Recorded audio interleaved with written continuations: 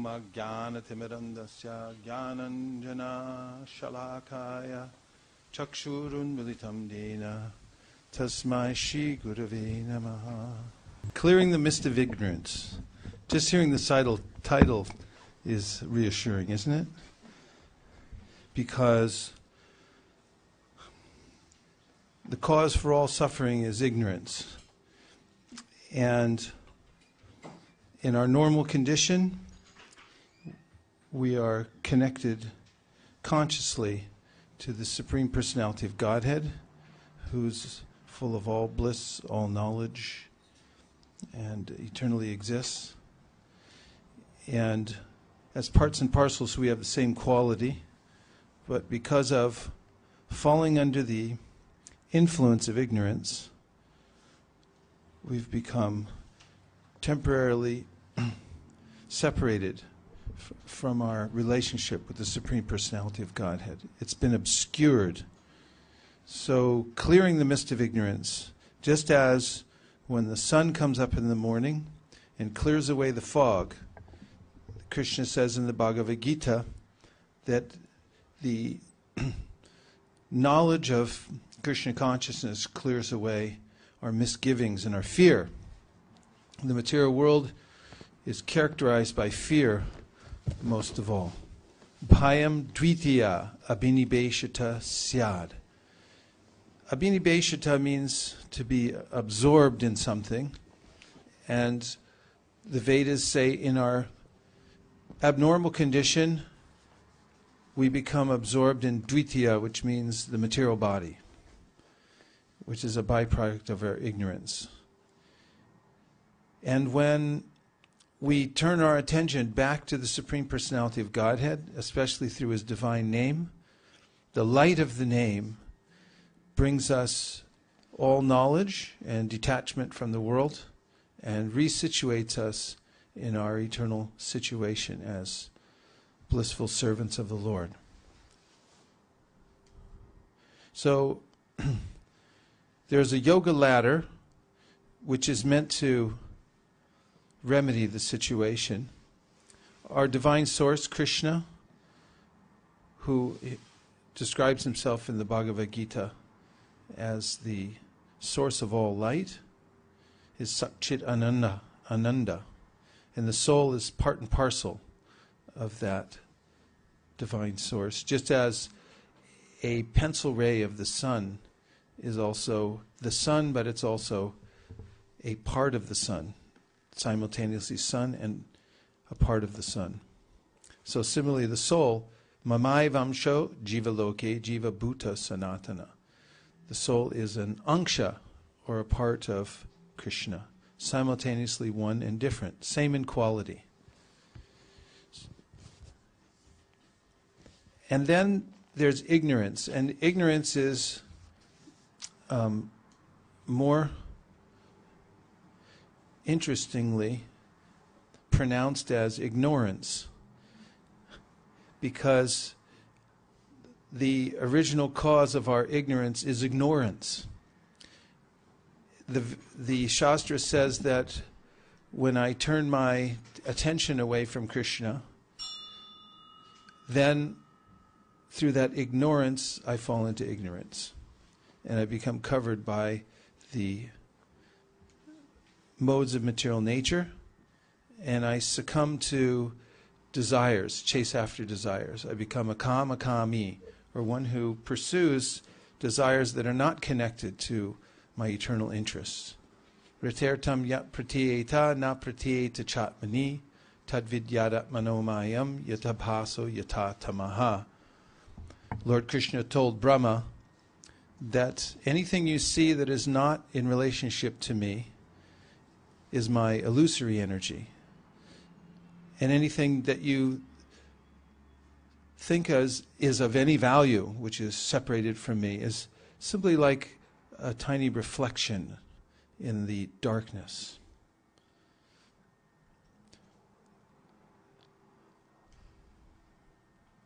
And based on our desires, we engage in activities. And those activities condition us more and more, or obligate us more and more to the laws of material nature. Dhyayato vishayan pumsang sangas teshu pachayate sangat sangayate kama kamat krodho bijayate. There's a way in which dhyayato, I meditate or I contemplate the objects of the senses.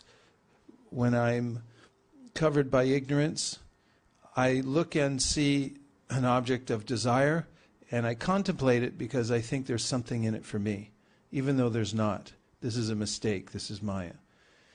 And from that contemplation, I develop attachment. A kind of, I make a connection with it, sangha, and I think this is for me. And once I do that, then I become attached to it.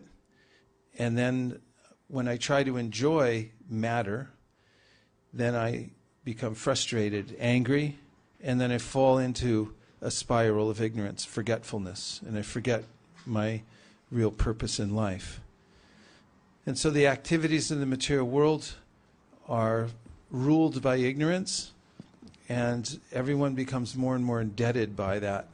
So there are different ways that the soul, of course, first by misusing free will, ignores Krishna and falls into ignorance, and then the desires become counterproductive, and the activities of a person with misinformed desires oblige him to more and more become a debtor in the material world. And therefore there's the process of karma yoga, which deals with the realm of activity, through which one can become disentangled. And in the yoga ladder, which is described in the Bhagavad Gita, there are different stages of yoga, beginning with karma yoga, which deals with activity, and jnana yoga, which deals with desires, and dhyan yoga, which is a process for mechanically fixing one's mind on the supersoul. And then there's bhakti yoga, which is the perfection of all yoga, because it actually deals with the root cause of all the other difficulties we have in life. If I deal with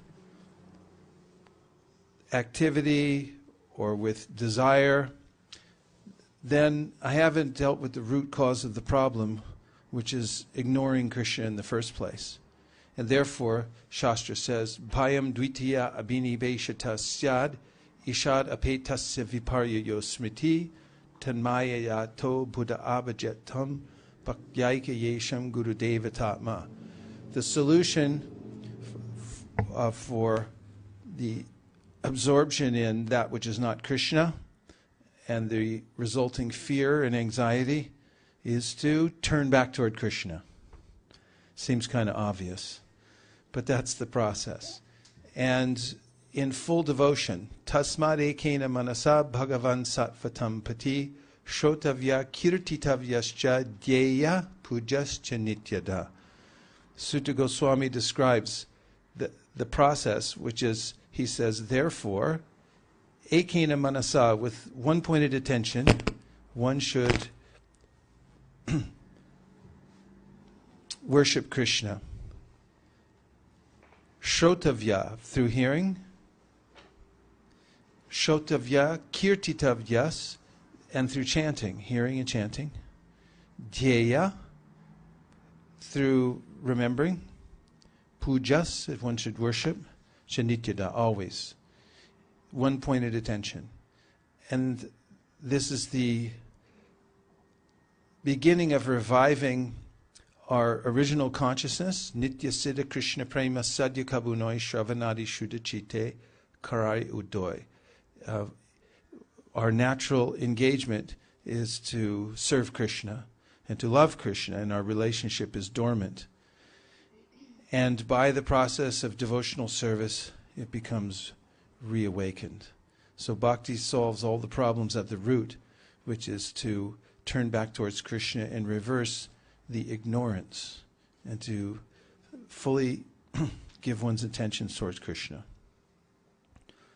So in the Kali Yuga age specifically, Chaitanya Mahaprabhu has come as the acharya to teach the process in Kali Yuga for turning one's attention towards Krishna.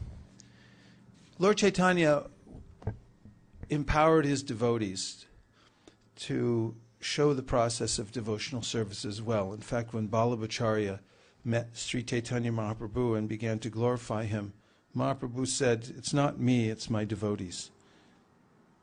And as if he had 5 faces, he began to talk about how his devotees were actually the carriers of bhakti. And he mentioned Haridas Thakur, who is the acharya of the holy name. And in a book which is called the Harinam Chintamani, written by Bhaktivinoda Thakur, there's the recount of a discussion between Sri Chaitanya Mahaprabhu and Haridas Thakur, in which Chaitanya Mahaprabhu asks questions of Haridas Thakur about the goal of life, and specifically about chanting Hare Krishna. So tonight, I would like to present a very simple but profound process for advancing in devotional service, which we've heard before, but which, when repeated and looked at scientifically, becomes very encouraging. Hare Krishna. And in one section of the Harinam Chintamani, Haridas Thakur states that if one thoroughly understands namabhas, one's chanting of the holy name will become pure. Namabhas means the filtered rays of the holy name. And on a cloudy day, we still get light, but it's indirect. In fact, if you go out on a cloudy day and you don't protect your skin, you'll also get sunburned. I know from personal experience. From the Rath Yatra at San Francisco 2 years ago, I ran around all day doing the book tables without any hat on, and the next day I was burned, even though it was a very cloudy day, thick cloud cover. And it reminded me of one of the hit songs from the 1960s, I've Got Sunshine on a Cloudy Day. And does anybody know that song? Come on, Stacy, you don't know that? You don't? I do. Okay. And we do have sunshine on a cloudy day. So even when our full vision of the holy name is not yet revealed, that is, I don't have a taste, and I don't see the holy name as Krishna completely. I have some faith, however. There's enough light coming through that I will be rescued from the clutches of material nature as I go on chanting. And we'll talk a little bit more about that. So the holy name is just like the sun, and there are ways in which our vision of the sun get blocked. So that's why we don't experience complete ecstasy when we chant the holy name of the Lord. There are statements in Shastra that describe the result of somebody chanting the pure name. And there's one in the Shikshashtakam that describe how a devotee develops symptoms of ecstasy when he or she's chanting the holy names. Does anybody know the verse?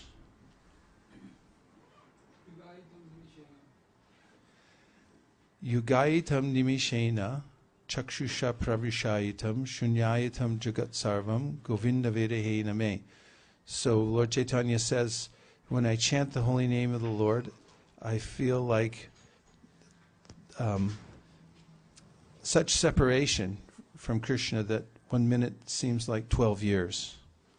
And what's another verse that describes the ecstatic symptoms the devotee feels. Say it loud. No, from the Shikshashtakam. Yeah.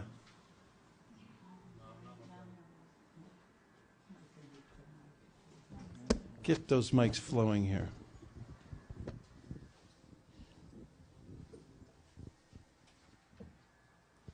Okay, I'm just repeating part of this verse which relates to this, which is that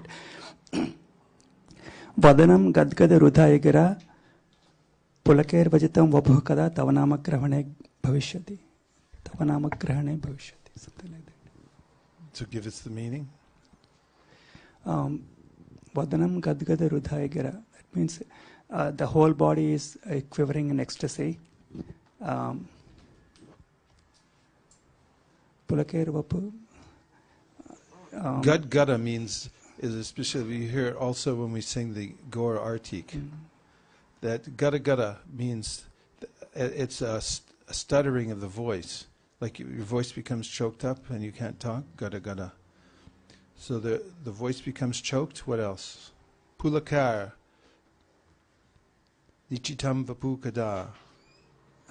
I don't know, but from hair the translation, standing on end, there's tears coming from, tears flowing from the eyes like waves and so on. And in the song, Bhaktivinoda Thakur writes, Krishna bolbe jabe pula kabe, jorbe anki boli thai. By the chanting of the holy name, these symptoms erupt in the body. These are signs that one is experiencing the ecstasy that's coming from the holy name. And Shraddha, you were quoting from the Bhagavatam, 11th canto. Give her the microphone. I was saying, evam vrata swapriya nama kirtya jatanurago drutchitta uchai hasati ati rodati roti gayati unmadvan nrityati lokabhaya. So, having taken a vow to chant the holy names of the Lord, the symptoms that are manifest are hasati, starts laughing and singing like a madman, does not care what the rest of the world thinks about him. Yes, nice. And that's a verse that Lord Chaitanya's spiritual master gave to Lord Chaitanya after he had received initiation and then experienced such ecstasy that he thought maybe he had gone mad. And he went back to his spiritual master and asked, what kind of mantra did you give me? Because now when I chant, I lose my bearings and I become like a mad person. And his spiritual master said, very good, very good. And he explained this verse from the Bhagavatam, which is, he said, is the essence of the Bhagavatam, that by chanting the holy name, one's heart begins to melt and one develops a relationship with Krishna through that. The name becomes very dear to him. And then he chants in ecstasy, not caring for outsiders. So what blocks us from that experience? There are ways in which sometimes people take up the vow of chanting and then they give it up again because they find something else like the internet more interesting or something else. I mean, there are so many things flying around the world that can distract our attention. And so there are various influences or coverings that block our vision of the rays of the holy name of the Lord. And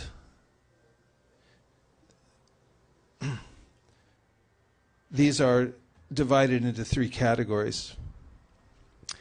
First of all, Thakur Haridas has said that ignorance has three divisions. One is ignorance of the name of Krishna. Another is ignorance of Krishna's supreme position. And the third is ignorance of the transcendental nature of one's own self. When Brahma creates the universe, described in the third canto of the Srimad Bhagavatam, he also brings forth several coverings.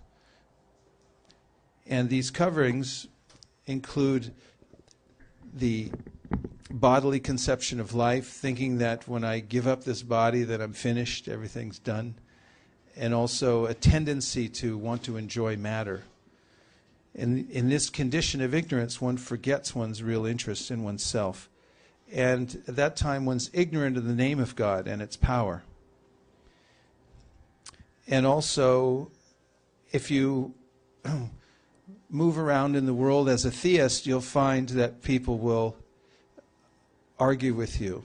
In fact, people spend their whole lives and whole careers sometimes disputing the fact that there's any God.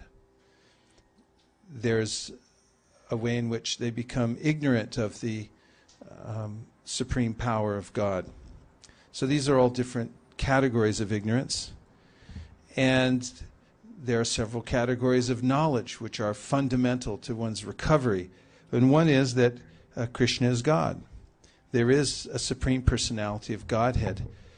And that living entities are his servants, and that the material world is an unconscious gross manifestation or a byproduct of the Lord.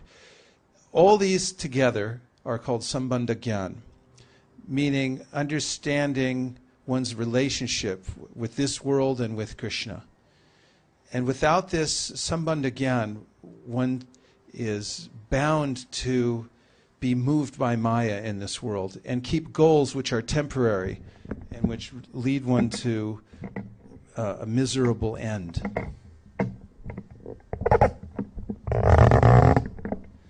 Therefore, and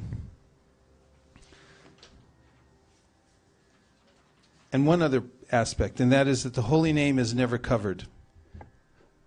It's only our vision of the holy name that becomes covered by different kinds of anarthas or coverings.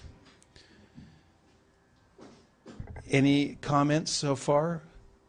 Reflections or questions? Stacy?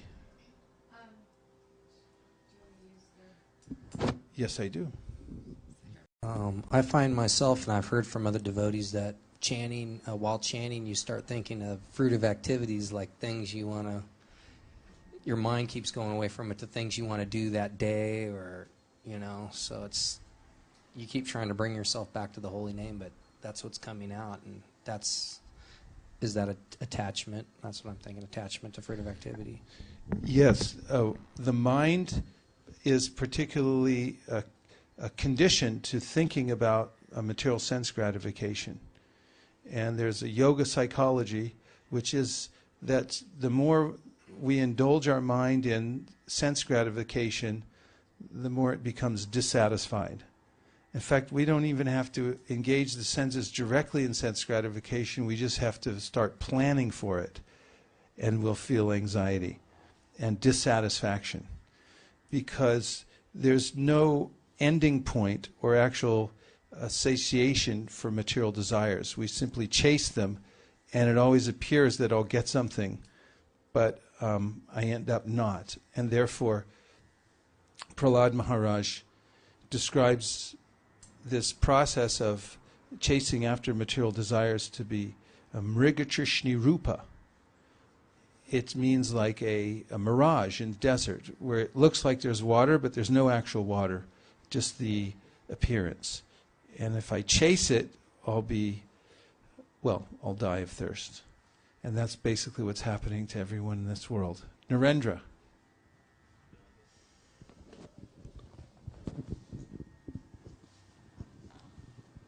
While chanting the holy name, there are different bhav. You're going to need to hold that microphone right to your lip. There are different feelings associated with holy name, or bhav. In Hindi is called bhav. Say some people are after power, so they will say, God, you are the most powerful, so they have there is nothing wrong in it, but they have a different bhav. And there are Rasik saints who make it a very sweet name, and they look for the sweetness in the Lord Krishna. So there are different bhav. Can you give me some idea about that? When Chaitanya Mahaprabhu distributed the holy name of the Lord, Kaviraj Goswami describes how he encircled it with a wreath of Prema. And Mahaprabhu's distribution of the name was based on the pure desire to serve the Lord with no expectation of return. Na dhanam, na janam, na sundarim kavitamba jagadisha kamaye mama janmani janmanishware bhavatad bhaktirahaitu ki tuai. That I don't want anything, I simply want to be the eternal servant of the Lord. And this is a certain kind of chanting, which is different from if somebody chants Hare Krishna and is thinking that by doing so they'll become God, or that they'll get some material reward, or they'll heal some sickness or something like that. And my point is that according to the person who is distributing the name and the kind of conception that they have, the followers will also take on a similar conception for the most part. And therefore it's important that one hear the holy names of the Lord from those who have this pure conception of serving the Lord, because the chanter has an influence according to their according to the motive that they have within their heart. And different groups of devotees have various bhavas or feelings for worshiping the Lord in a certain way. And generally, a person who is advancing in devotional service will gravitate towards the type of group that he or she is naturally and eternally attracted to. But in any case, because we are followers of Sri Chaitanya Mahaprabhu and accept the holy name through the disciplic succession with the conception that we're eternal servants of the Lord, and our intention is to worship Krishna, we're taking this kind of bhava. So these are various anarthas. You see the clouds that are temporarily obscuring the light of the holy name, and they're described as asat trishna. Trishna means thirst, and asat means things which are temporary. So there's really no use in having a thirst for things which are temporary, because you'll get them and then you'll lose them. And therefore Krishna says, adyantavanta konteya na teshu ramate buddha. A Buddha, a person who's intelligent, ramate, he doesn't enjoy these kinds of asat items in the world because they have a beginning and an end. Adyantavanta na teshu ramate buddha. And they're also the sources of misery. Yehi samsparshaja bhoga dukkha yonaya evate. As soon as I begin thinking about sense gratification, about obtaining something temporary, immediately there's dissatisfaction and anxiety. However, this is a condition of a conditioning that like a cloud that hangs over the pure soul and obscures his vision of the holy name and ability to chant the pure name, asat trishna. So that's craving for material objects. Like what? Any material objects that one can crave for? Car. Which? Car. Huh? A car. A car? Yeah, that's definitely a material object. Never love a car because it won't love you back. That's a rule. When you go to buy a car, they always tell you, don't fall in love with the car because it won't love you back. Most people, when they go to buy a car, their idea is that they fall in love with it. What they fall in love with is the idea of them owning the car and the image that they'll have. That this is what I'll look like, this is what I'll feel like, and so on. But it's really just a piece of metal and glass, and it won't love you back. So what other material objects are there that you could crave for if you really wanted to go for it? Huh? What do you say about a person loving another person? Huh? Can be one person loving the another person. Another not person. Not God. not God. Well, that makes a lot more sense, doesn't it? Oh, not God. No, we're talking about material objects. Yeah, that's Yeah, we'll will give you I think a scenario. I will put it in the form of material object, because he's not really loving God, but he's loving a human being. But I don't know how you interpret. Well, a human being or a living entity, at least there's a living entity there, right? But we're making a distinction here between asat trishna and things that are sat or eternal. Our relationship with other living beings may also be misplaced, and therefore intense attachment to my family, for instance, although one is never advised to simply neglect one's family. There's a duty to do, and there's a gradual process by which one, through engaging in Krishna consciousness, becomes detached from the family. In the same way, one has to maintain some perspective about our relationships in this world, since you asked. Hiranyakashipu described to his family members after the death of Hiranyaksha that we all come together at some point in a public place and make friends, and then we go apart. Sometimes on airplanes I notice that people sit down together in certain areas and they strike up conversations and they have some camaraderie. But then when the plane lands, they all get up and go their separate ways. And in a similar way, we might come together in this one lifetime, taking a little flight, and make friends with and connections with others, and then we get up and move our separate ways. And the idea of society, friendship, and love, and these types of things don't endure in this world. You were going to say, Srinivas? You'll definitely need a microphone. What about sandals but belonging to Guru?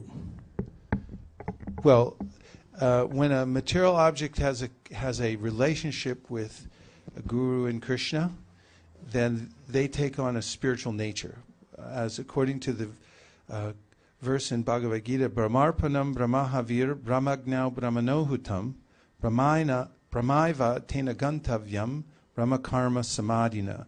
Krishna says those things which are used exclusively in the service of the Lord become Brahman. They take on a spiritual nature. So the those things which are apparently material but are fully and exclusively engaged in the service of the Lord take on a spiritual nature. They become spiritualized or Krishnaized, and therefore they have a special significance for devotees. Yeah, I'm going to move on just a little bit. Just save that. So, craving for material objects. There are a lot of material objects we can think of, and when we do think of them and become attached to them, we become frustrated. Then there's a craving for heavenly sense pleasures in the next life. There's not maybe a lot of people who think about heavenly sense pleasures these days in the next life. Maybe some people do, but there's not even that much awareness that there is a next life. But there is a way in which, in some cultures, people are very much fixated on the next life and attaining a higher material position, for instance, going to a higher material place. And there are gradations within the universe that have much more sense pleasure available, and they're described in the Vedas. Then there's desire for mystic yogic power. There are ways in which yogis who have really given up their fixation on material desires because they know that they're temporary, can develop powers that astound them, and then they become attached to them. And this is a kind of material attachment also. It's more subtle, but it's bewildering nonetheless. And it is in the category, according to Haridas Thakur, of asat trishna. And then finally, desire for liberation into Brahman is a satrishna, or a temporary kind of thirst.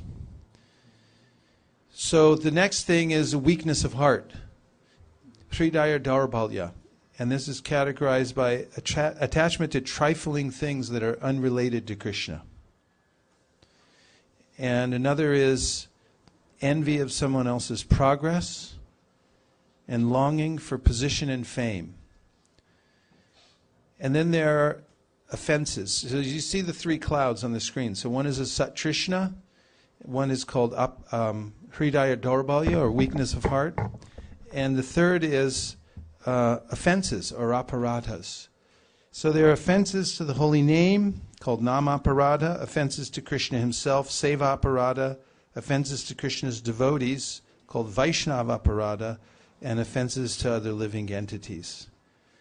And when one is in ignorance, one tends to commit these kinds of errors in judgment and in activity. And because of those, one's vision of the holy name becomes obscured. So what's necessary, Haridas Thakur says, is to receive Sambandha Gyan, which is a full course of knowledge about one's real nature and about the nature of this world. One should hear constantly from the Guru about the difference between matter and spirit, the fact that one's an eternal servant of the Lord. And one should hear about Krishna's supreme position. One should hear about the transcendental nature of the holy name. And the scriptures have great potency. Within the sound vibration of the scripture, there's a way in which there's punya shravana kirtana. Just by hearing it, there's spiritual power that we take on just by hearing the holy names and by hearing the verses that describe the holy name and so forth. These clouds begin to lift through this process of hearing and getting Sambandha Gyan, proper knowledge of our relationship. And then the chanting, as we continue, begins to take effect, and we can feel more and more the strong rays of the holy name coming through these clouds and mist of ignorance which cover our real self. More questions or other comments? Stacy? You're asking Hare Krishna. what's material? 1 second, Stacy's on, and then whoever's on the telephone can check in next. Go ahead, Stacy. About what would be material if you were an artist and your love was for your paints and your art supplies and art itself instead of God. Would that be something material, wrongly attached? Yes. We're doing all the no's.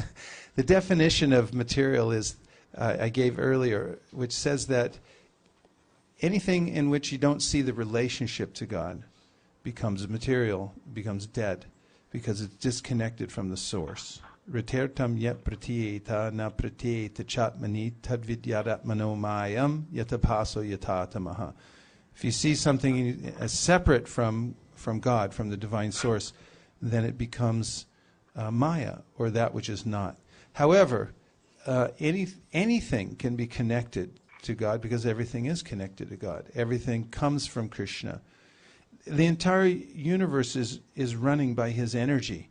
And therefore, Krishna gives us all kinds of clues in the Bhagavad Gita how we can see him constantly by saying that he's the original seed of existence, or he's the ability in man, or the taste in water. And it means his energies are working, his multifarious energies are working everywhere. Just right now, you're all sitting here and your kidneys are filtering 150 gallons of blood every day, and you don't even know it. There's a whole filtering system going on. And digestion is happening, the respiratory system. These are all happening by the energies of God. So when I'm unaware of how things are going on and how things are connected, then I'm in Maya, and I'm seeing things in a wrong way. So when you appreciate what you have and you see it as, you know, the paints came from plants and colors and it's all from Krishna and you're thankful for it. That works. Then you're not attached and you can be in joy while you It work. all comes from Krishna, yeah. And if Okay, you're yes. painting to glorify Krishna, then this is the perfection of painting. I can see why those are so beautiful now. And if you This paint, you know, consciousness. you can be an expert painter, but you can paint something that's unrelated to Krishna, and then it becomes disconnected. Who's on the telephone and has a point? Hare Krishna, this is Sam in Toronto. Sam, Just all Hare the Krishna. Hare Krishna. Good to hear your voice. Long-time listener, first-time caller. Good to hear your voice, Guru Maharaj. Hare Krishna. Question following up to, I think, a question from Bhakta Zoe earlier, regards to when you're chanting and the mind decides to bring something up, some attachment to material activity into one's consciousness. At this point, when that happens, is the best, is it advisable to engage with it in any way and kind of, you know, offer that up to Krishna in some way or another, or is it better to just try to bring one's attention back to the holy name? It's better to bring your and more or less attention. play ignorance. Better to bring your attention back to the holy name, because all that's required when chanting is to focus, and the main point of focus is hearing the name. And Krishna advises in the Bhagavad Gita that wherever the mind wanders, you should bring it back under the control of the self. And repeatedly doing this is the right kind of meditation, when especially one's taking the name. Come back to the sound vibration of the name. And it's not that the mind can't engage and become fully absorbed in hearing the name. It can. It just takes practice. Because the normal pattern for the mind is to run wild and go wherever it wants. But through right practice and by detachment, the mind gradually becomes one's friend and actually becomes intrigued with the sound of the holy name. The sound itself is fully transcendental, so that's what you need to focus on, and hear the sound of the name. And there's a way in which that sound becomes indistinguishable from any other sound that you've ever heard. Prabhupada mentions this in the Chaitanya Charitamrita. This is an indication that you're hearing properly. As you're hearing the name, you'll feel attracted to it. You'll feel that it's very interesting and that it's mysterious and that it doesn't sound like any other name you've heard. You may not see the full form in the name of Krishna or experience or see as Leela in the name. You will later as you continue. But in the beginning it may become very fascinating. Fascinating means to fasten yourself to something. So fasten yourself to the holy name and let the other kinds of thoughts, which generally are reactions to other kinds of sense gratification that we've performed in our in previous hours, weeks, days, or lifetimes, are coming back as a reaction to that. And that's what happens in yoga psychology. The more one engages in sense gratification, the more the mind becomes accustomed to it. And the more we become accustomed to sense gratification, the less progressive we are on the yogic path, and the more dissatisfied we feel. It's a perfect solution, because if we know how to become fixed on the holy name and we practice that, then we'll actually get something from it. And once we get something from it, there's no problem in focusing the mind. It's just when we haven't got a taste for it yet. There are 16 names, 32 syllables, right? It's a very interesting pattern. Actually, it's described, Jayanama Deha Muni Vrindagehe Janaranjanaya Paramakshara Krite Tomanad Arad Apimana Gudiritam Nikilogra Tapa Patalim Valumpasi. This is Rupa Goswami describing the holy name. He says, Jayanama Deha Muni Vrindagehe, all the munis are relishing this chanting. There's something in it. There are these very detached, high-minded, exalted people they dedicate their lives to it. Janaranjanaya Paramakshara, it becomes a festival for the people. And then, you can have a whole festival based on the holy name. There's been a 24-hour kirtan going on in Vrindavan for nearly 30 years, maybe more, non-stop. They've never stopped chanting Hare Krishna for 30 years. And you can tune into that. If you buy yourself an internet radio, you can tune into 24-hour kirtan fm.com and listen to 24-hour kirtan coming from Vrindavan. And you'll never get bored because there's 16 names, 32 syllables. Paramaksharakute. It's the supreme combination of syllables. There's a lot of syllables to hear in this world, but this is the supreme combination of syllables. So you can become attached to it. There's different ways in which different speeds and various patterns, rhythms that one can chant these 32 syllables. If you listen to some of the kirtan leaders, they'll go fast and slow, different patterns. Your mind can get attached to that. And so the name and chanted in kirtan or chanted in japa, if you practice, it will become attached. And then the other kinds of desires will seem superfluous as we become accustomed to not chasing them and not entertaining them. Dhyato vishayam pumsam sangas teshu pajayate. The reason I become enamored of a desire when it comes by me is because I think there's something in it for me. So the technique for meditation means that I must focus all my intention and therefore attention on the holy name. By cultivating Sambandha Gyan, I realize everything's in the holy name. I don't have to go anywhere else. They say one-stop shopping, right? This is the idea that if other things come up and I'm chanting the holy name, I should have the internal fortitude to say that I don't need to go to that because it's already contained within the holy name. And Krishna, all incarnations are there within Krishna also. He's the source of everything, and he can change everything also. He can change whatever situation I'm worried about. In other words, worry comes up in the mind. Generally, that's for the future. It's a kind of negative visualization. Sometimes people do positive visualization in order to have a better outcome when they're skating in the Olympics. But then worry is a kind of negative visualization. Oh no, what's going to happen? But if we take shelter of the holy name and realize through cultivating Sambandha Gyan that Krishna is real, his name is non-different from himself, and he's all-powerful. He can change whatever situation if I just take shelter of the holy name. Especially during times when I'm fully dedicating my time to chanting, I should turn off everything, including the thoughts. The thoughts won't turn off, but I should turn my attention away from them by fixing my intention before I chant. This means you have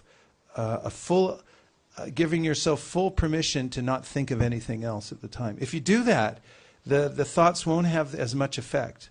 It's just like if you really don't want to be bothered during the day, you really want to take 3 hours to sit down and write your memoir or something like that.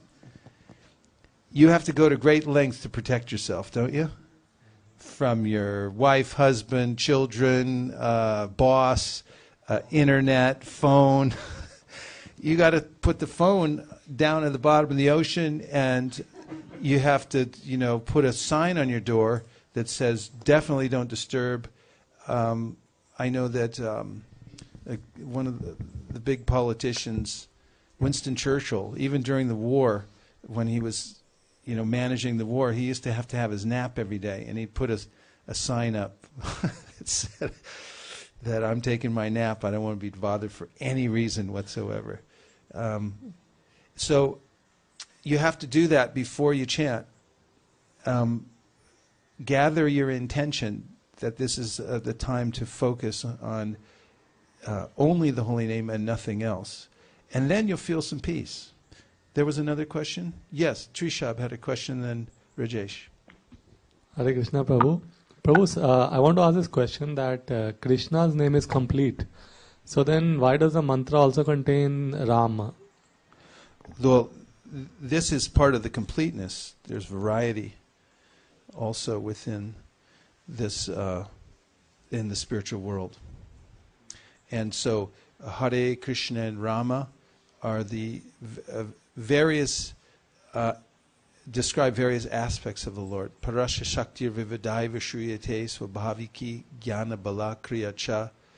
Krishna is complete, not just, but he's not devoid of energies. Krishna means Krishna and his devotees, Krishna and his pleasure energy, and so forth. So Krishna is there, and Rama, the pleasure the pleasure energy of Krishna, Hare, which means the internal potency of the Lord, and so on, are all there complete. So in this, the mantra Rama refers to Lord Ram, Sita Ram, right? Well, Prabhupada said it can, but there's also a way in which Rama can, he said, means Balaram, and also Radhika Ramana, which means the enjoyer of Radharani, and so forth. So the different meanings to the name. Highest pleasure, Rama. Prabhuji, I was Hare Krishna. I was thinking when Hold that right towards you. There you when we chant and when you cannot control your mind, is it okay to focus on the deity's pictures at least to rather than mind is going like 1,000 miles away? So to bring it back, Yeah, you can even do you that. cannot, even you are not listening, but still you're, Hare Rama, Hare Krishna, you're doing, and then you're looking at so that you are not going somewhere else. Yeah, you got to start somewhere, and Bhaktivinoda Thakur gives all kinds of practical advice about, which indicates that controlling the mind is always difficult. He says you can try different situations. One is go into a closet, put a shutter over your head. Other one is to go sit with people who have a taste, who are chanting. That tends to also help. And looking at the deities also can be helpful. I'm going to move on and then we'll come back to more. Namabhas. So Namabhas means what? Abhas is like the filtered light of the name. We say shadow is also there, so it's like when they're a cloudy day and then the rays are coming through, but they're indirect rays. So the benefits of Namabhas are that as you continue to chant regularly, it will bring you, your faith in the holy name will increase. Your sinful activities will be destroyed. The reactions to sins will be destroyed by that light of the holy name. And you'll become liberated from the material world. The effects of Kali Yuga are overcome. Kali Yuga has a lot of deleterious effects. Anxiety diminishes. Evil influences are counteracted. And it can lead all the way to the Namabhas chanting can lead all the way to the border of Vaikuntha, the spiritual world. Very powerful, the chanting of Namabhas. So there are different levels of Namabhas which are described in the Shastra. So Sanketa means chanting with a specific material conception. And that is a specific material conception. So Ajamil is an example given by Haridas Thakur, and that is, Ajamil was a dutiful Brahmin in his youth, but he fell down. And he gave up all his religious practice completely. He married a prostitute that he was interested in, and he gave up all kinds of principles that he used to live by. And he had a lot of kids, and he was very old, and all kinds of sinful activities. But he named his son Narayan, and he would regularly call to his youngest son Narayan, and he did so even at the time when he was about to die. And out of fear and calling of the Yamadutas who were coming to pull him from his body, he called out to his son. And in that instant of calling to his son, the name Narayan had effect. He remembered Narayan, and because of that utterance in helplessness, without expectation of being freed from sins, because that's also a kind of offensive chanting, that I'm chanting because I'm thinking that I can sin and then clear it all up because the holy name's so powerful. He wasn't thinking like that at all. He was simply helpless, and because he was habituated to calling his son, who happened to be Narayan, a name of God, that saved him. And there's a conversation between the Vishnu Dutas, who are representatives of Vishnu, who came to save the soul of Ajamil. And it's a very important conversation that took place. However, that may go on, and that what I mean by that is that kind of utterance of the holy name to indicate something material. You ever been to Krishna Copy? It's a copy shop, not coffee, copy. I'm sure there's a Krishna coffee shop too somewhere. There's a Krishna motorcycle shop. I remember when the first time I went to India and I got down in Calcutta and I saw the Krishna motorcycle shop. Krishna's everywhere here in India. Namabas is bouncing off the walls everywhere in India. But there may be a name of the Lord to indicate some material thing. So this is a kind of namabas. And because of the name has so much power, the indirect light of the name, even if it's indicating something else, that it's a material thing, still there's benefit from that, the benefit of namabas at the low level. And then there's a story about a man who was being attacked by a boar, a Muslim, and he was singing out Haram, Haram, Haram, Haram, which is like saying Hare Rama, Hare Rama. And this means, in his language, how horrible, how horrible, how horrible. He meant it as something else. But because of that, Shastra said he attained liberation. Because he indirectly meant something else. This is called Sanketa. Called what? Sanketa. This is a form of namabas. Then there's Parihas, which means chanting in a joking mood. Like people all the time that used to call, oh, Hare Krishna, what happened to your hair? When we first got on the streets of America, people all the time, they thought of different creative ways to make fun, but they were using the holy name in a sort of a joking way, so they were actually getting the benefit of this namabas. Then there comes Stoba, which is chanting in derision. And so Prabhupada told us that even people would see us, for instance, distributing books in an airport somewhere, and they think, oh, there's that rascal Krishna man again. But because they were thinking Krishna, they get the benefit. Shishupal is given in Shastra as an example because from the very time he could talk as a baby, he began uttering blasphemy of Krishna in baby talk. And because of that, he was getting the effect of the namabas, the holy name, dim reflection of the holy name. And then there's hela. Hela means chanting with disregard, saying something derogatory about the holy name. And even that, because one's saying the holy name, one gets some benefit from this namabas. And then there's a high stage of namabas. This is called Shraddha namabas. So Shraddha, we know, means faith. Shraddha Shabde Bishwas Kahe Surida Nishchoy Krishna Bhakti Koila Sarva Karma Krita Hoy. That faith means that I understand that Krishna is the ultimate goal of life, and simply by serving him, everything else is done perfectly. And now in Shraddha namabas, one has no taste for the holy name, but has faith that the holy name and Krishna are non-different.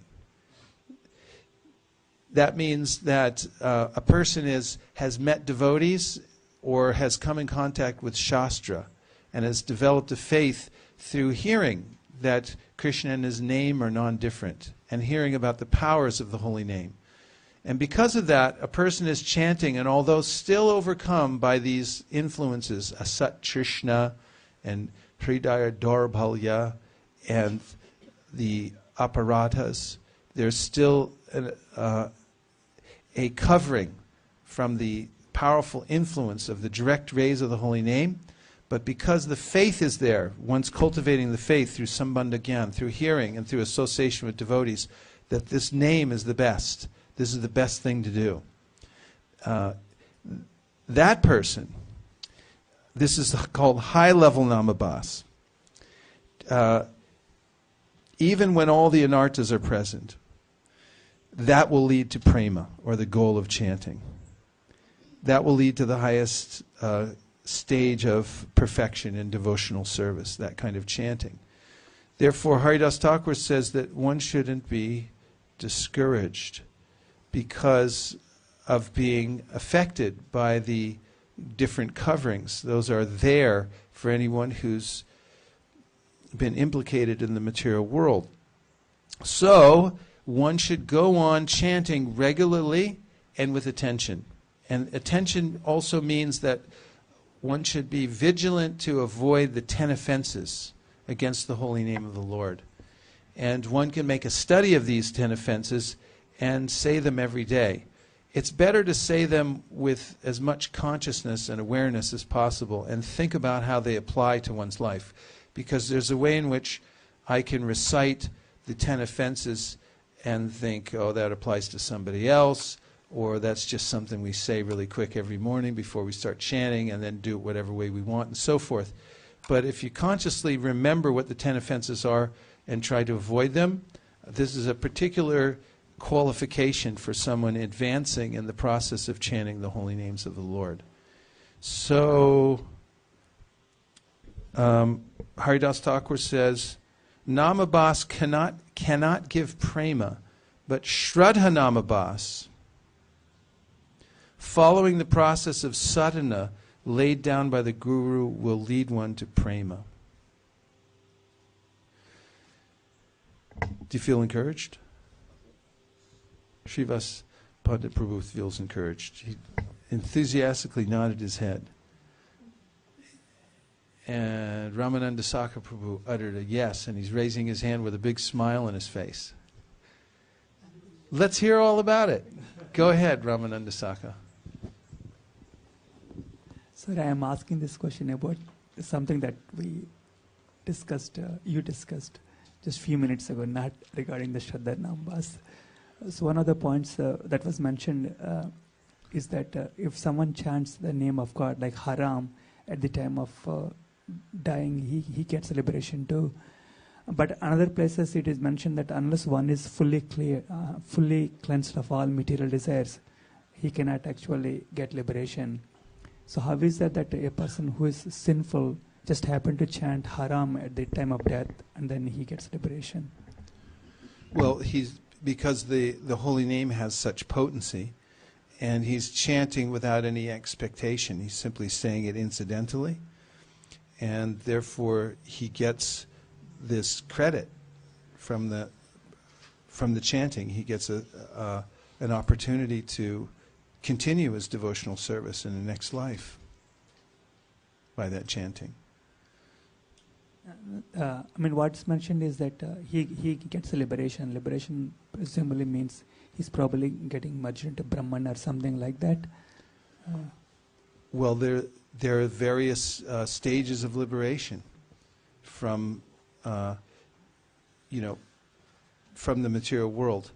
And the most important kind is to begin the process of devotional service, and to have an opportunity to take to devotional service even more in the next life.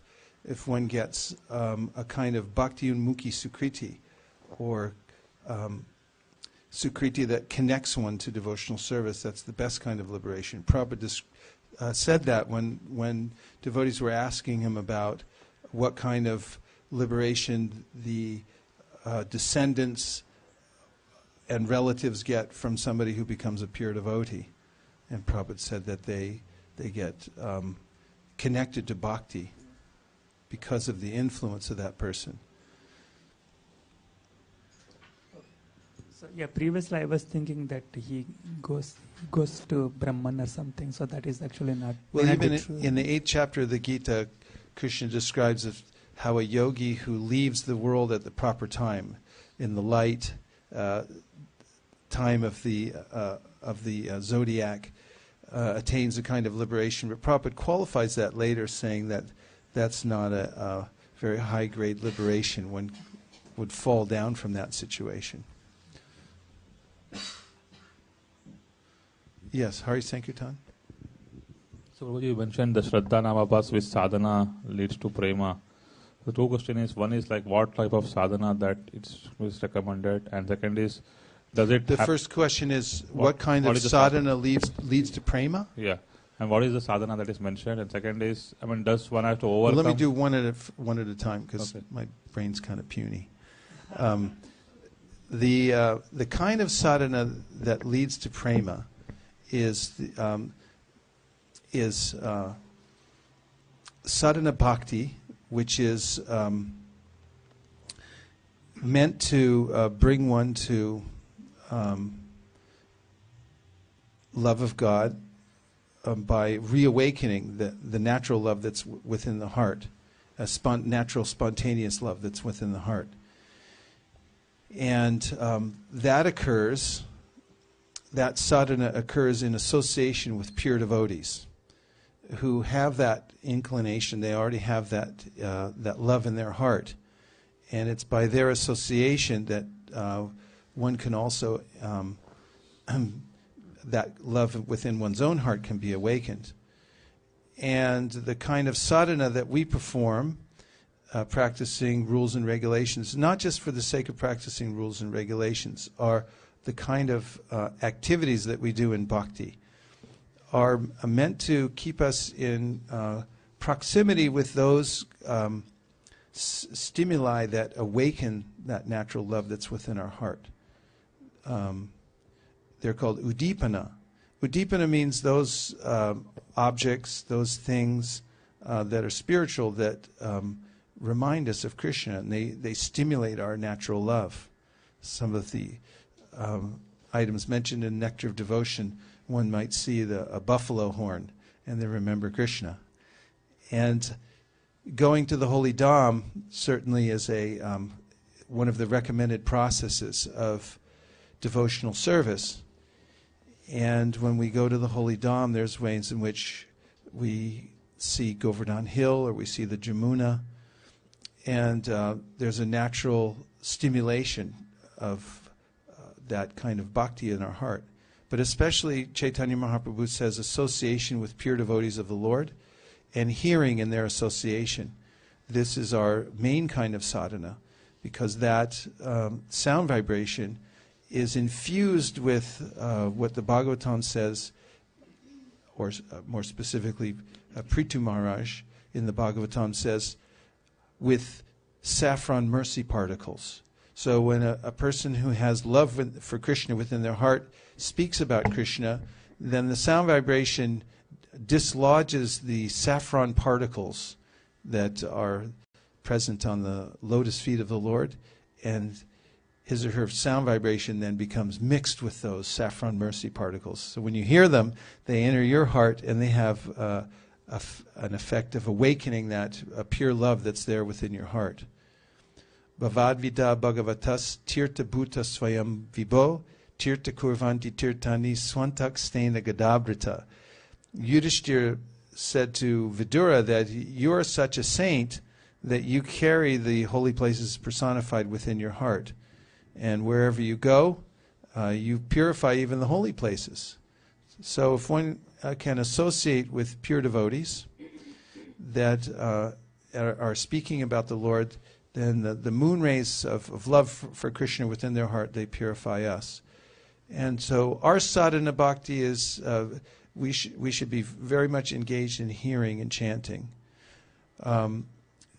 This leads to higher levels of appreciation for Krishna and his name, his form, his qualities, and so on.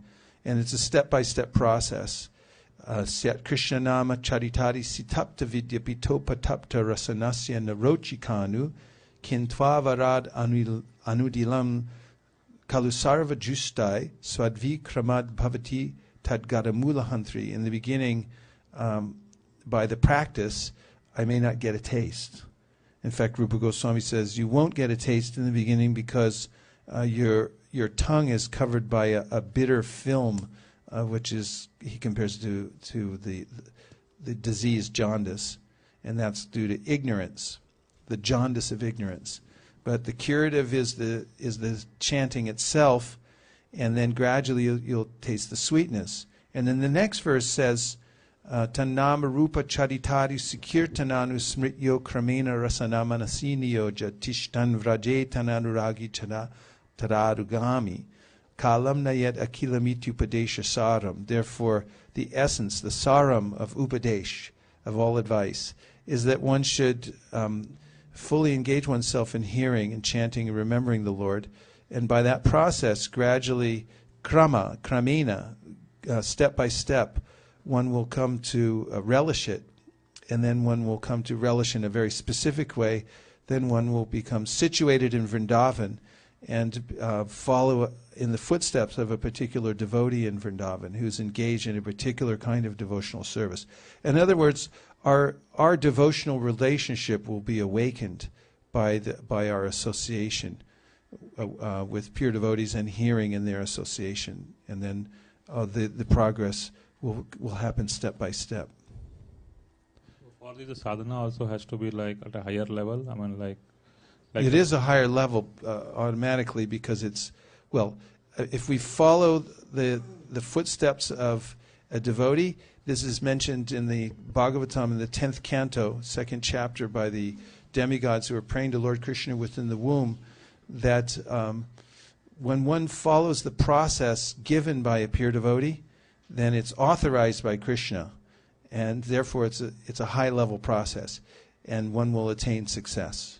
Bejare munio tagre, this is a different verse. I was referring to a verse, 10th canto, 2nd chapter, Kurvanti govatsa padam bababdin, which says that when you follow the process given by the great souls, then the ocean of material existence shrinks up to the size of the water within the hoofprint of a calf, and you can step over. And what they give you, the process is compared to a boat. So the boat takes you across the ocean. However, because the process given by the pure devotees is so powerful that when you approach the boat, the ocean shrinks, so you don't even need it. You can just step over.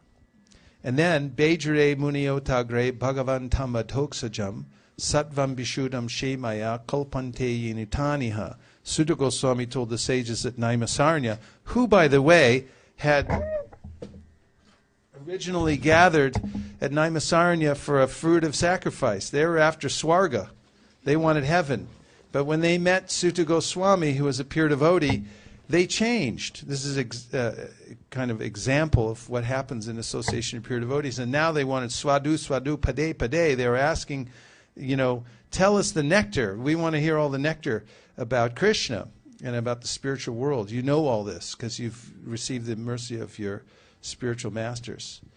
So then Sutta Goswami told them that previously all the great advanced devotees worshipped Lord Vishnu because he's beyond the material world, and therefore they attain the highest benefit. And anyone who follows those sages is eligible for the same result. That means you may not be a great sage, but if you follow the great sages, you'll get the same thing. So our process is anu. It's to follow the process given by the pure devotees. And that process is submissive hearing. Submissive oral reception. This means SAR. There was a dread disease called SARS previously. Did you ever hear that? Yes. It was all over the world, special. When you walk through in Japan, I remember walking through the airport, and they had these little stations that would take your temperature as you walk through. And if you were too warm, they'd pull you over to see if you were going to contaminate the whole universe. I don't think much ever came of that whole thing. Anyway, SAR, but we have SAR is submissive oral reception. That cures all the disease.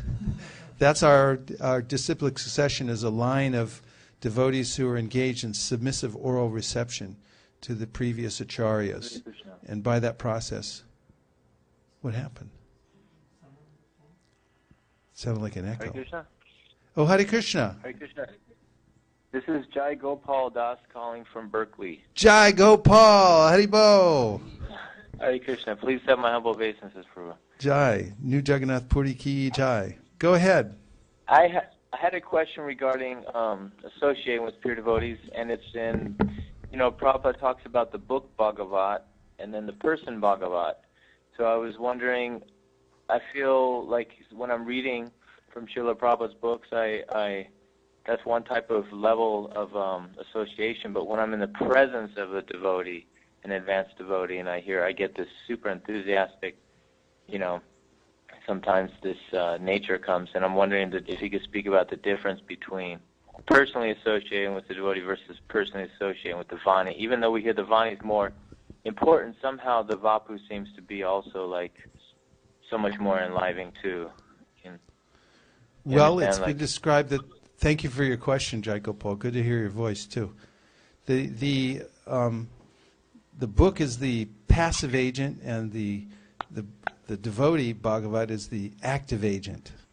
So the book you can read and put down, but the devotee may chastise you or correct you or come after you and say, "Hey, come on, let's go," and so forth. It's very engaging to be in the association of devotees. We need that kind of engagement. So both are required, actually. The association of living saints and the book itself. And they complement one another as well. Although there's no difference, ultimately they're completely transcendental. There's a way that the active agent can help us in ways that the passive agent, the book, can't. Okay, so a couple more things. Everyone's okay so far? So I want to comment. Yes, that Damodar? Yes, Prabhuji. Where are you, in the middle unit? Go right ahead. I was just, thinking of the game which we played last Monday about the usefulness of books. When we played the game Whisper, and just for Jayagopal Prabhu, what we did was there were around 10 to 15 devotees in one group, and then there was part of Srila Prabhupada's purport given to one person, and the one person gave it to second person, third person, fourth person, fifth person, all the way till the back, and then the back person has to give what the first person said. And I was just meditating on this simple game, and then at the end what we got was sometimes very different than what the intention earlier were. And I was thanking to Vyasdev, who knew that our mind will become, intelligence will become so weak. And that's where, books have such a special place, and, they are to be considered as Shastra deities. So that's just a comment I wanted to pass on. Yeah, that's very true. And it's, I wouldn't live in any place where I didn't have a full set of Prabhupada's books and a library. I would feel bereft. I like, in Vrindavan at Govardhan, Keshavarti Maharaj has his room. It's a small little room, but mostly in that room, the whole room, it was custom designed. The whole room is all really bookshelves, because he's a literary person. He spent much of his devotional career editing books and reading books and so on. And his room reflects that. I mean, he has all the Vaishnava literatures. People walk in the room and wow, and it's such a comfort to have these books to guide us. And at the same time, there's a way in which even reading Prabhupada's books, for instance, people may find things that seem contradictory. They may hear one thing in one place and another thing in another place, and want to justify that. And how does one do that? I mean, if you go to someone who has some realization of it, or maybe has heard, has asked the same question to Prabhupada, and therefore can answer the question, how much relief would you feel? You know, oftentimes, when I'm grappling with a management decision or a philosophical question, I can go through the books and find more, but I'll justify it by talking to a senior devotee. And still there are people on the planet right now who had a very personal experience with our founder Acharya, and you can ask them, why do a Veda-based search when you can connect to somebody and say, what do you think about this? And say, oh, well, I'll tell you what Prabhupada's mood was. I sat with him one day when he talked about this. There are so many people that have experiences like that. And this is part of the meaning of the disciplic succession. I mean, the disciplic succession is not just one big Veda-based search, because people pull out all kinds of things out of context, this place, that place. But there's a human element. There's an element from a teacher where when you sit down next to a teacher who has life experience and has learned from a personal contact, not just with Prabhupada, but with many other people and circumstances, you get the benefit of all that knowledge that's been assimilated, digested, and then passed to you in a form that is extremely relishable. It is described in the beginning of the Srimad Bhagavatam how Shukadeva Goswami was giving this, his explanation of the Bhagavatam was like when the parrot touches with his beak the mango, and it becomes sweeter. So similarly, the Srimad Bhagavatam explained personally by Shukadeva Goswami was extremely relishable. Did we get to you, Rajesh? We did, okay. All right, so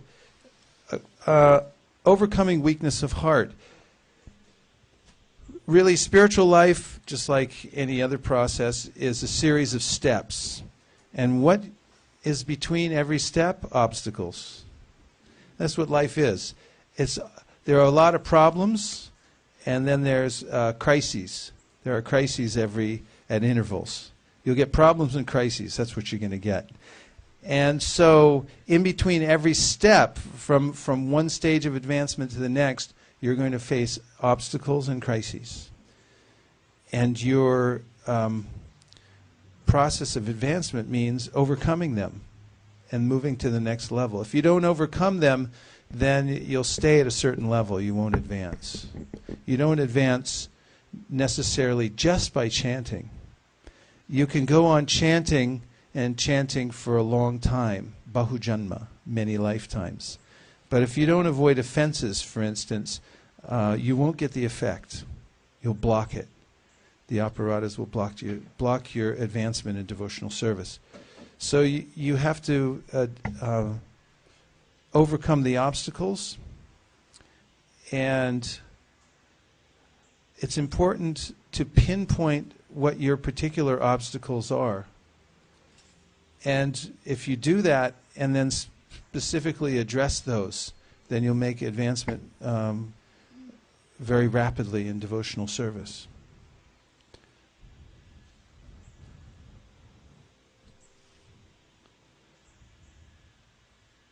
So I want you all for a minute to think about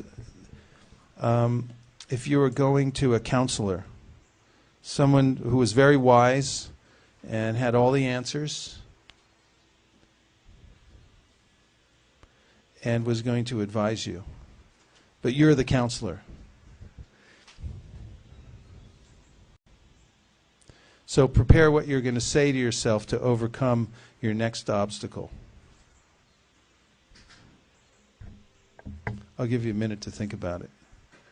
Did you understand the assignment? You're going to meet a counselor who's going to give you the solution. That is, how to overcome your next obstacle. But you're the counselor. So what are you going to tell yourself? Now did you get it? Okay, you got a minute to think about it and then we'll discuss.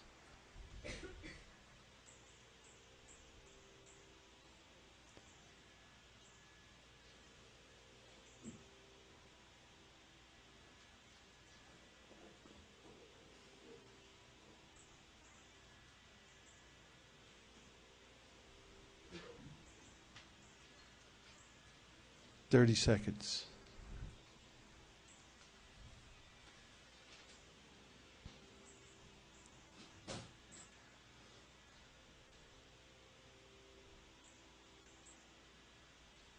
Okay. What are the obstacles and what are you going to do to overcome them? Tree shop. So, if there's an obstacle and if you want to move to the next step, then what I would counsel is first thing will be to make it very clear in the consciousness that I do want to go there.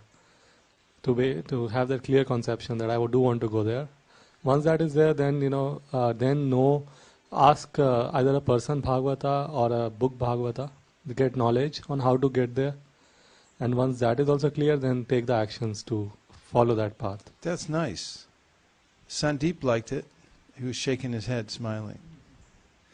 Very nice. Okay, one more. Any obstacle on what you're going to tell yourself? Whenever the obstacle is there, I just say satsang. That's it. Satsang? Yeah.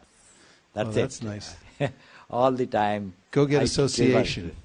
That's it. So take association. One thing Tree Shop said was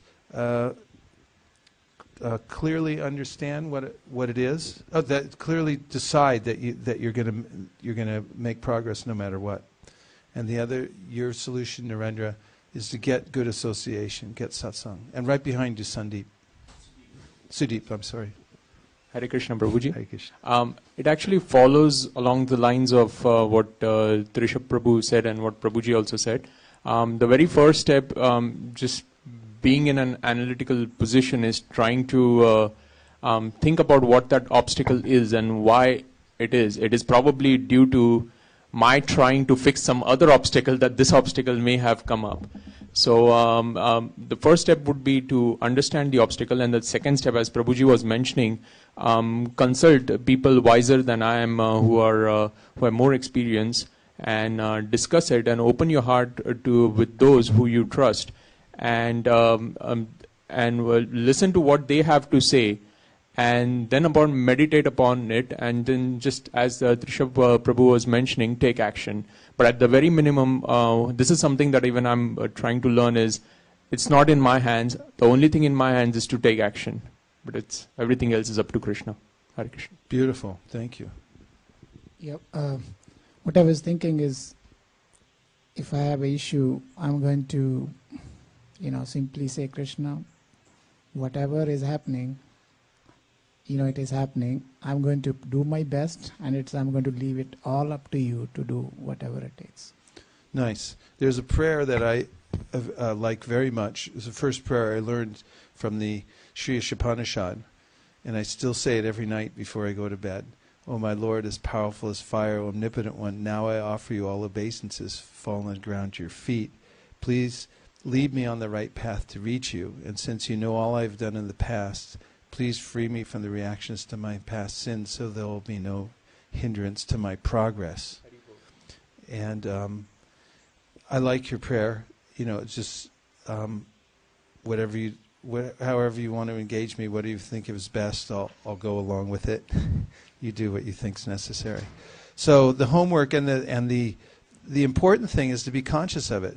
There are obstacles, and when I take responsibility for overcoming the obstacle, then I'll move very quickly on the path of devotional service.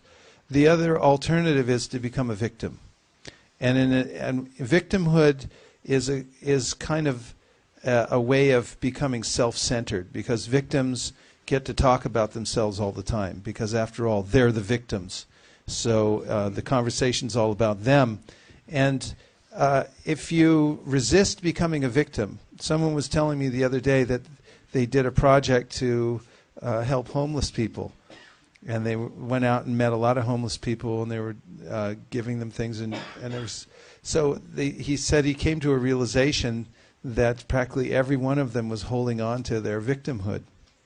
And therefore they weren't moving ahead. They were having a difficult problem with that. But that could be applied broadly, actually, not just homeless people. It's just what one person was telling me about his experience. But the fact is that if we take responsibility for our own situation and decide that we will move ahead, and we identify what the obstacles are, and then take practical steps to overcome the obstacles, specific obstacles, then we'll rapidly make progress, overcome weakness of heart. So the whole process of devotional service begins with a gyata sukriti. Somehow or other we get good fortune by coming in contact with a devotee and performing some devotional service, even unknowingly. And from that grows a desire to engage in devotional service, and we get guru, a teacher, Vartmana Pradakshaka Guru, who shows us the path, and we get Shiksha Guru, who begins to instruct us about devotional service, and then when we enter into Bhajana Kriya, we accept a Diksha Guru, who gives us the mantras, which cure us of the disease. And it's very important to hear from our Shiksha Gurus, the Sambandha Gyan, constantly as we're chanting the holy name of the Lord, because that gives us proper perspective and the impetus to go on chanting and to reach for the highest goal. And if we're chanting with those kinds of fortifications and in that state of mind, this is called Shraddhanamabhas.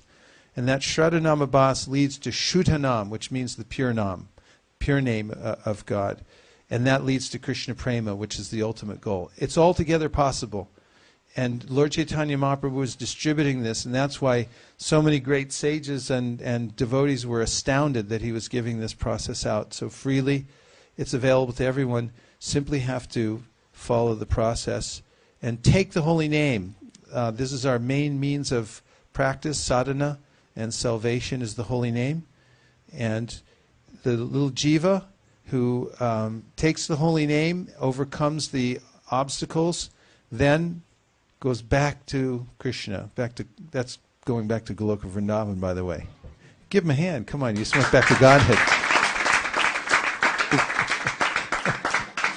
And I'd like to, speaking of Shraddhanamabhas, I'd like to thank Shraddha, who ingeniously put this whole presentation together a couple of years ago through her PowerPoint skills. All I have to do is push a button and it shows the whole thing. Shraddha Devi Dasi. So we thank everyone very much for attending the seminar tonight. And now we're going to have a kirtan. There's a couple minutes to go before the artik starts exactly at 8 o'clock. So I'll take your question just afterwards. Any other questions we'll take afterwards. Thank you very much for coming, everybody, for this Wednesday night extravaganza, hearing and chanting and seeing the Lord and chanting Hare Krishna. This is the best use of time. Human life is very short, but in just a short lifetime, one can attain complete success by continuing throughout the various stages of life to remain close to Krishna through the Srimad Bhagavatam, Bhagavad Gita, the holy names, association with devotees, Krishna Prasadam, what else?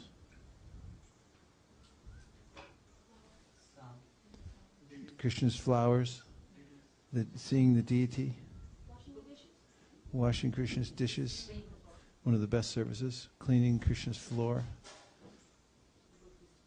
book distribution. So there's, what is it?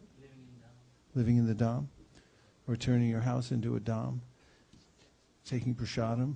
We'll say that one twice, maybe 3 times. So Krishna consciousness doesn't require any major austerities. The basic austerities are just following the 4 regulative principles of freedom: no meat eating, no illicit sex, no intoxication, no gambling. these following these principles give one a major advantage in life, that one can become clear-headed. And also, one can know one's own power by following the four regulative principles. When we succumb to the lower modes of nature, that and we're overcome, then it's very difficult to understand the nature of ourself. And from the platform of following the four regulative principles, yesham tvantakatam papam jananam punyakarmanam te dvandva mohanir mukta bhajantimam dhridavrata. Does anybody know that verse? Yes. Besides Mukharavind? Okay, Mukharavind. 7.28. This verse says that when one has become free from sin, the sinful life is dried up. That means the tendency to perform sinful activities has to dry up within the heart. Give Narendra. Narendra. The tendency for sinning, Hare Krishna. In case you haven't noticed, we like you a lot. The tendency for sinning has to be removed from the heart. And once that's finished, then there's no more inclination towards sin. So, give it to Zoe. Hare Krishna. In case you haven't noticed, we like you very much. And that goes for Sukeshwari, too. Hare Krishna. So, then this becomes happy life. Evam prasanna manaso bhagavat bhakti yogataha. Bhagavat tattva vijnana mukta sangha sajayate. When one's sinless and is able to practice steadily the process of devotional service, and then comes to know scientifically that Krishna exists, then all the waking hours of the day, one's engaged in devotional service, and even sleeping at night becomes an engagement in thinking about arranging service for Krishna. It's actually an awakened life. We can wake up to our spiritual life even while we're living in this life.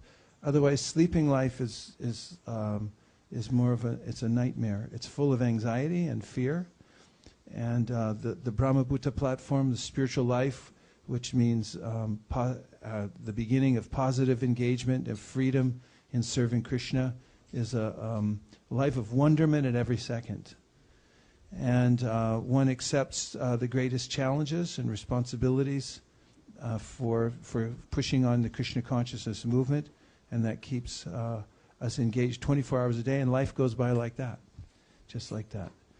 And the next destination is back to home, back to Godhead, because this is a big old ship. This ISKCON, Prabhu said, this ISKCON, I am ISKCON. He came and built a ship.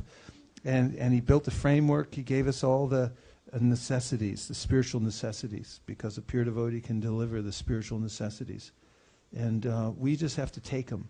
We do have to use our free will to take them and embrace them fully. And if we do, then we'll have a complete success in this life. And if we don't, we'll have a partial success, and we can start over, try next time. But why not finish it this life? That's the determination of a devotee. And that's a sign of good fortune in devotional service, that growing feeling in the heart. Why not just finish it this life? What's so vitally important that's going on in the world? Do you see anything going on that's so vitally important? I mean, they're stretched to think of things to broadcast nowadays to agitate everybody's mind. But it's not. It's the same old things being recycled over and over and over again. The same old story here in the material world. But there's a new story at every second in the spiritual world. So that's our intention here to, we'll boil the milk here because we want everyone to become elevated in Krishna consciousness. That's happening here at ISKCON, Silicon Valley, where the devotees are hearing, they're chanting, they're following, they're getting initiated, they're moving up in the process of devotional service, they're becoming responsible for taking on spreading the Sankirtan movement and so on and so forth. This means a life of pure dedication, which leads to pure devotion, which leads to going back home, back to Godhead. Why not? You have to be dedicated somewhere. You have to engage your senses in something. Why not in spreading the Krishna consciousness movement? It's so blissful. The chanting of Hare Krishna to facilitate that all over the world so people can hear it, they just become happy. It's a blissful process where our people become joyful to come together and chant Hare Krishna. 16 words, 32 syllables. And you can say them over and over again in different patterns, different melodies. And those are the best of all words, the best of all syllables. And the combination, that mantra, brings one to the stage of seeing Krishna directly, just through the mahā-mantra. It's such a powerful thing. So a momentous occasion here on Wednesday night. We've come together, we've chanted, we've heard. And I just heard today something about how it's not very crowded on the road when you drive the extra mile. And one of the ways to get ahead in anything is to go the extra mile. For whatever project you're doing, if you're the one who goes the extra mile, it's not very crowded on that road. Most people don't go the extra mile. So I always see this special cleaning services, the devotees who do the extra mile. You see it all over the world. At every temple and organization, there's somebody who does the extra mile. So, yes. You have a question? Okay. I have 2 questions. You better put it in the microphone.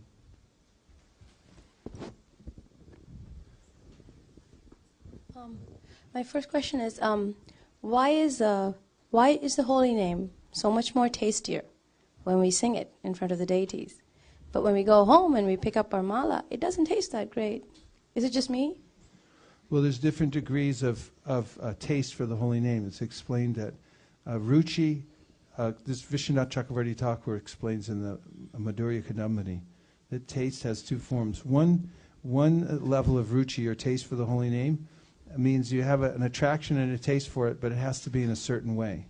It has to be dressed up, like you like a certain kind of kirtan or a certain place and time for the kirtan, but the other times it's not that. But the higher level of ruchi, or taste, means any time, any place the holy name's going on, your mind goes crazy for it. That's the higher level of ruchi. So you can see how, you have some attraction, but maybe not in all times and all places, so you have to soften your heart more and more. And then your heart will just melt whenever you hear the holy name, in any circumstance. And the second question? The second one came to me when I got the dishes last time, because I got the big scrubbing pot, the one where we do the kadai. Mm-hmm. And I didn't know better, so I was scrubbing it, literally. And I was thinking about anarthas and everything, because it was taking me a long time to scrub that pot. Some stuff came out really easy, and some stuff was really difficult. And then at the end of it, the pot was clean, but it was still stained. So I was thinking, is there a point, like we say, like when we speak of the pure devotee, there are certain, what we would consider false. They're just like the shapes on the moon, the craters on the moon. They add to the quality of the devotee. Is that how it'll be? That some anarthas just don't go away? Or is it, or the anarthas themselves change? Well, the whole existential situation of a devotee changes. In other words, the material body is no longer material because it's fully engaged in Krishna's service. Iha yasya harer dasye karmana manasa gira nikila apyavastastu jivan mukta sa uchite.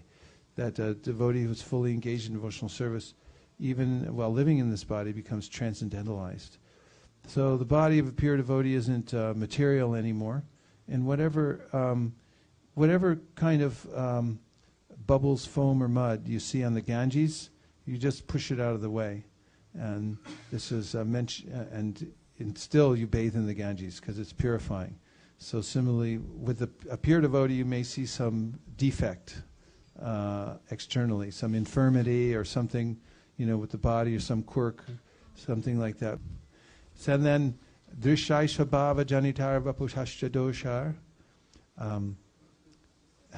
Drishai shabhava janitar vapushashcha doshar. Anyway, that shloka is not coming to me, but it says in the Nectar of Instruction that that these so-called imperfections are not considered in the body of a pure devotee. Okay, yes? One last thing? Anyone? Okay, yes. I just wanted to comment quickly on what Lavanya Mataji was asking. Recently I was just reading with some devotees about Gurujana Prabhu's keys of chanting, and the first key is chant as if you have to chant only one mantra. That is Hare Krishna, Krishna Krishna, Hare Hare, Hare Rama, Rama Rama, Hare Hare. Don't think about that you have to chant so many rounds or 16, so many times in one round. So that has really improved my chanting 100%, because I'm trying my best to just think about that particular mantra. So that automatically I used to feel that, oh my gosh, if I take 2 hours to chant, then how will I finish up everything else, that I have to do, because I used to always getting my number done. But now, even though I take 2 hours to chant, I have so much more time to finish up other things. So I just want to share that. Nice. Thank you.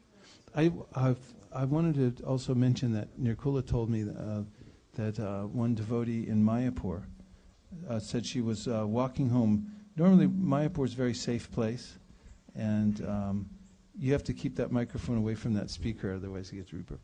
Then she was coming home, and she saw 3 dogs were in the bush, and they were gnawing on something. I don't know, some animal or something had died. And as she was walking by, she looked at them, and they looked at her, and then they started chasing after her. So they're barking. And she was alone, and she was walking back towards the gate, the main gate of the Mayapur place. And so as they came slowly after her, she started speeding up. As she sped up, they sped up. And then they came closer and closer, and they were barking and barking. And just as she was getting close to the gate, and she started screaming out, Hare Krishna, Krishna Krishna, Hare Hare. And she could feel one of them just like right at her heels, and then her paws like right on her back. And just as that, she got through the gate, and they closed the gate, and she was okay. And then she was writing how she said that she had never chanted like that before, and she felt like she should always chant like that. Why don't I always chant like that? And then she had this revelation that those dogs were like her senses, and that they were hounding her like that, and that she should, So devotees in all circumstances are cultivating this process of chanting, taking shelter of Krishna. They see all circumstances. Tell us the verse now. Drishvai sabhava janutar vapushashta doshar na prakritatva miha bhaktya danasya pashyat gangam nasamna kalubud buddha pena pankar brahma dravatvam apagachiti niradharmai. And the translation? Oh, a microphone to him.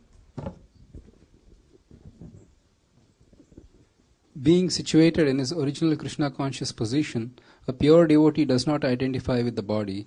Such a devotee should not be seen from a materialistic point of view. Indeed, one should overlook a devotee's having a body born in a low family, a body with a bad complexion, a deformed body, or a diseased or infirm body. According to ordinary vision, such imperfections may seem prominent in the body of a pure devotee, but despite such seeming defects, the body of a pure devotee cannot be polluted. It is exactly like the waters of Ganges, which during the rainy season are sometimes full of bubbles, foam, and mud. The Ganges waters do not become polluted. Those who are advanced in spiritual understanding will bathe in the Ganges without considering the condition of the water. Thank you very much.